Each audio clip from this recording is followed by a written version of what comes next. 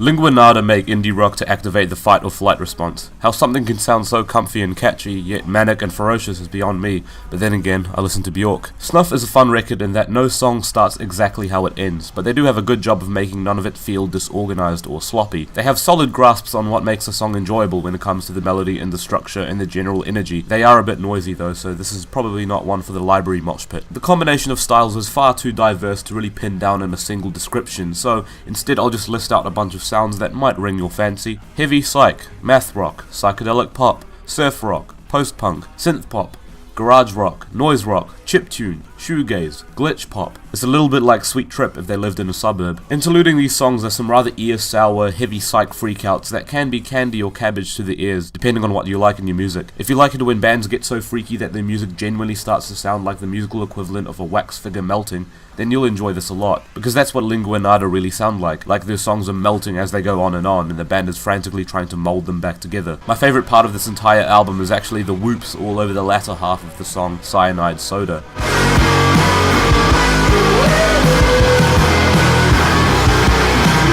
Unfortunately, the whole spontaneity can lead to songs that sound too far off the hinges for their own good, or maybe for their good after all. Again, it all depends on whether you're in the mood for something absolutely manic. I'm not a huge fan of some of these interludes that put the mental in instrumental, like the song A Netflix Original, but I can't say that they don't fit into the album, you know? The absolute craziness and noisiness actually does fit the bill for what Lingua Nada have offered since the very first few seconds of the record. After Cyanide Soda comes the title track, which is a chiptune piece with high-pitched villainous laughing that pricks your eardrums almost. Why? Well, I don't know. And to be honest, I don't think they did either. However, if there is one big problem that threads through the entire record, it is the fact that everything is just so fuzzed out and distorted. Now, I understand that's the point. It's garage rock, it's garage punk, you're supposed to be very loud and raw and noisy, but there comes a point where everything is so blown out that it becomes difficult to tell what's even going on. It actually gets to the point where even with some of those formless interludes, at least they sound a bit clearer, you know? A lot of the main songs on this record are brick wall to heck. Brick wall to heck. Heck, I say.